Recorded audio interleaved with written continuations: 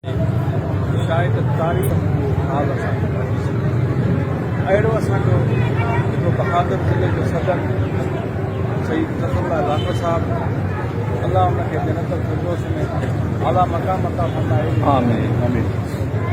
ही सभु दोस्त या ज़फ़रुल्लाह साहब जा जेके बि बिरादर या रिश्तेदार असीं पंहिंजो घर जो हिकिड़ो भाती सम्झंदा आहियूं, पंहिंजो फ़र्ज़ु सम्झंदा आहियूं। सिंध जा उस्ताद असां पंहिंजो हिकिड़ो हिसो सम्झंदा आहियूं। उन ई हिसे जे हवाले सां, उन खे इंसाफ़ ॾियारण जे हवाले सां जहिड़े तरीक़े सां तव्हां उस्ताद बिरादरी ज़िले घोटकी जे दोस्तनि जो सुठो ताईं हिकिड़ी मुशावरत थियो, इजलास थियो आहे।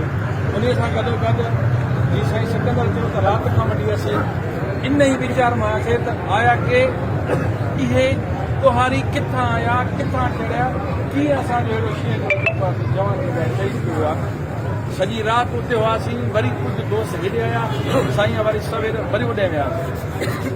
इंशाअल्लाह तव्हां ऐं असांजी हिन यकजहतीअ सां उहो वक़्तु परे न आहे, उहो टाइम परे न आहे जो असां पंहिंजे नफ़र जा कातिल जो पासो कंहिं किरदार ताईं न पहुचायूं। ऐं हीअ असां अॼु वेही उस्ताद नाते, पेटल तंज़ीम नाते ऐं हिकिड़ो असांजो बहादुर सिपह सालार सिपाही हिकिड़ो जेको आहे मज़बूत असांजो तमामु हिकिड़ो बहितरीनु अटल जो इरादनि जो पुख़्तो माण्हू, उन जे लाइ असीं सभु हिकिड़ी हिकमत अमली जोड़ी आहे। उन जे जवाबदारनि खे गिरफ़्तारी ताईं, उन जे हकीमाना में जेके जवाबदारनि खे कटड़ मानण लाइ असीं हिकिड़ो पंहिंजो प्रोग्राम तश्कील ॾिनो आहे।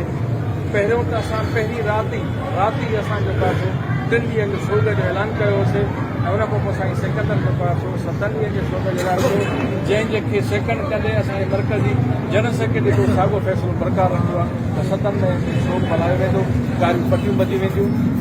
ऐं उन सां गॾोगॾु असांखे हिकिड़ो असां वेही सलाह करे असांखे हिकिड़ो इवेंट करिणो आहे जंहिंमें असां सरकार खे बावर करायूं त असां उस्ताद जी ॿधी आहे, असां यकमुश्त आहियूं, असां कंहिं बि उस्ताद जो खून जेको रायगान ॾियणु नथा चाहियूं। तो उन जे लाइ 7 तारीख़ ते असीं हिकिड़ो वॾो प्रोग्राम रखियो आहे। DIG हाउस लाड़काणे जे अॻियां असां हिकिड़ो धरणो रखियो आहे। जेसी ते असांजो धरणो जारी रहंदो, जेसी ताईं असांजे ज़फ़रुल्लाह जो कातिल जेके आहिनि उहे असांखे गिरफ़्तार करे असांखे जेका कानून जे कटड़े में नथो आंदो आहे। उन लाइ हा सो इन खां अॻु में असीं सॼी सिंध जे अंदरि तालका हेडक्वार्टरनि जे हवाले सां न रखियोसीं त सूमर वारे ॾींहं ते तालके हेडक्वार्टर में एहतिजाजी मुज़ाहिरा कया वेंदा ऐं साईं ज़फ़र लाखे जे पंहिंजो जवाबदारनि खे मुकमल तरह सां सभिनि खे जेको कटड़े मांदो वञे।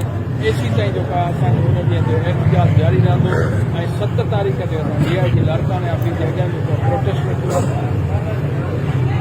ॻाढ़ियूं पटियूं 7 ॾींहं पंहिंजो मान ते बदिला हूंदियूं। इंशाअल्लाह तव्हां सभिनि खे पॉइंट ॿुधाईंदासीं त कहिड़े स्कूल में कहिड़ी जॻह ते लाड़काणे में कठो थियणो आहे।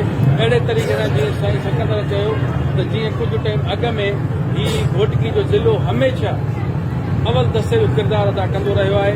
मूंखे उमेद आहे त अहिड़े जवान जे लाइ वरी बि सभु यकमुश्त थी करे उन पॉइंट ते पुॼंदा ताकी असां पंहिंजे शहीद जे जेका कातिलनि खे कटड़े में आणाए सघूं।